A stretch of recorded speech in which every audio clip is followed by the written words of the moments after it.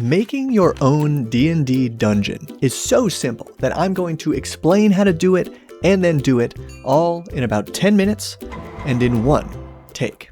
Because I'm Bob, this is where we learn how to have more fun playing RPGs together, and to make your own D&D dungeon, start with these questions.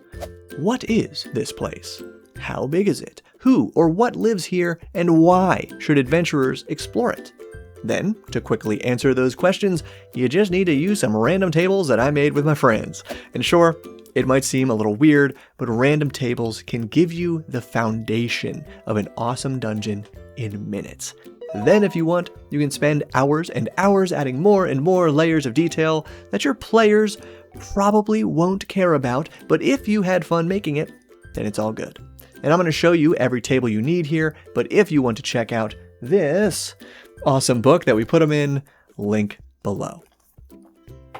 So, starting with, what is this place? I like to think of this dungeon's basic setting as a combo of its purpose, why this dungeon exists, and its theme or flavor, what makes this dungeon unique. For its purpose, think of the main reasons we build and use buildings: industry, knowledge, monuments, protection, residence, and worship. But keep in mind, the dungeon's current purpose may be different from its original purpose, and both of these can have unique themes and flavors that inform the kinds of areas your adventurers will find inside. So we can roll 2d6 to get both purposes, taking note of the typical areas. Awesome.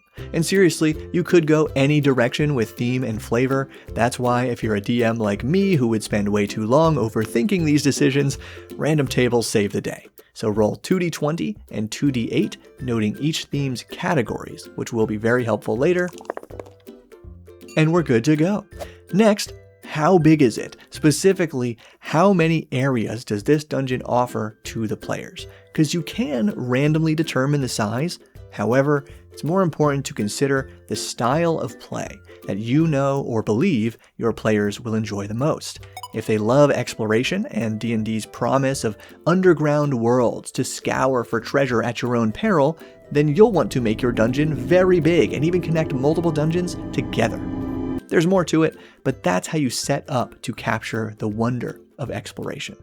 Alternatively, if they love a good story and D&D's promise of episodic adventure, receive quest, face challenges, receive glory by completing quest, then you'll want a little dungeon. That sets you up to capture the satisfaction of an open and shut story in one game session. And since I'm probably going to struggle to get this all in one take, let's keep it simple. Size, small. Areas, 5. Entrances, 2. Because I always like more than one possible entrance to the dungeon. Then roll 5d20s for our 5 different areas, noting the typical features for each room. Heck, I'll even roll to randomize the dimensions and passages of each area. But before that, remember, if an area seems really out of place, like not in a fun way that will stretch the imagination, just in a dull way, you can replace it with the typical areas suggested by each dungeon's purpose. And really getting to the fun part, now we can roll for what kinds of challenges and discoveries await in each dungeon area, because that will answer our final questions. Who or what lives here, and why should adventurers explore it?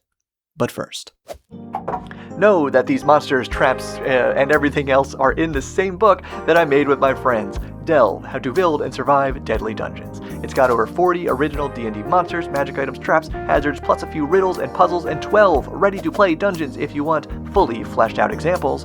Speaking of fleshed out, like the dungeon that's the inside of a Titanic troll's corpse. It's got the dungeon generator we're using. It's got a primer on the history of dungeons, both IRL and in our hobby. It's got new player species, subclasses, and feats, and even more plug-and-play goodies for the DM. And now, you can order your own copy through the major book retailer of your choice, all through the link below. If you want to treat yourself and support the work I do here, it's really a win-win. Thank you. And let's get back to designing our dungeon. So, the challenges include traps, hazards, encounters, and big encounters, while the discoveries account for information, treasure, and big treasure. We roll these subcategories for each dungeon area, like how the first area, Foyer, says to roll 1d4 and 1d6 under challenges, so we might get a trap and an encounter here. but then we roll for the actual type of trap and the type of encounter based on the dungeon's theme category from earlier. Remember that. And with that, we are ready to put it all into action with our random results. What is this place? Originally, the dungeon was a place of protection, a bastion of weird and arcane design, rumored to have been constructed through a child's imagination with luxurious flavor? Okay. And currently, it is a place of industry, a laboratory of fey and primordial nature as an archfey's domain, and on point, its flavor is wild and overgrown. But how big is it? Small. Only 5 areas, including a crypt, dining room, forge, kitchen, and parlor. Randomizing the dimensions and passages of this dungeon, we get a map that looks like this. Cool. We get an extra hazard in this passage, a concealed door over here, certainly enough passages that we don't have to worry about this dungeon feeling too linear, even though it is small. Tackling the challenges and discoveries in our final questions, who or what lives here and why should adventurers explore it? Well, turns out very few things live here, though it is well defended. Our Fey Dungeon's crypt contains a fire pit trap triggered by a glyph and a luminite hazard. Okay, that's one of my favorite traps/hazards detailed in the book. It is a mineral that reflects and refracts light to such an extreme that it unleashes a blinding flash when you bring your torch or lantern into the room. And like every trap/hazard, it provides details to scale that difficulty for different levels. And there's some treasure in this crypt. Since I thought of this as room 1 of a level 2 dungeon, I chose mundane treasure and rolled 70 GP worth of armaments, which lines up very well with the original purpose of a bastion, and remember, that means they'd also be weird and luxurious armaments dreamt up by a child. Neat. Again, that's just one room, so here's the results for the dining room, a hallucination gas trap triggered by a pressure plate, and phoenix fungi as a hazard. You probably guessed what that does, and treasure being a level 1 spell scroll and potion of healing. The forge provides information, a tapestry revealing clues about the dungeon's main treasure, which we can decide is the treasure in this room, honey crust armor. That does sound like the perfect item for an archfey's forge. This area also has a snare trap triggered by a trip wire. Say that 3 times fast. Then the kitchen, funny enough, according to the dice, contains no challenges or discoveries. So this could be a fun place to leave the players scratching their heads, or perhaps add a monster since there's been no creatures so far. But finally, the parlor, our other dungeon entrance area, contains our only rolled creature encounter. So I chose the arcane level 2 boss, a living spellbook, which feels like it belongs in the parlor room of an archfey that was originally designed for a child's imagination. And do you see the beauty here? I don't think I would have chosen for even this small dungeon to have only a single monster inside, but a living spellbook can be a social encounter or a fun fight or both. And it also neatly bridges the weird original purpose with the Fey current purpose. As usual, with a well-designed random table, the results just click.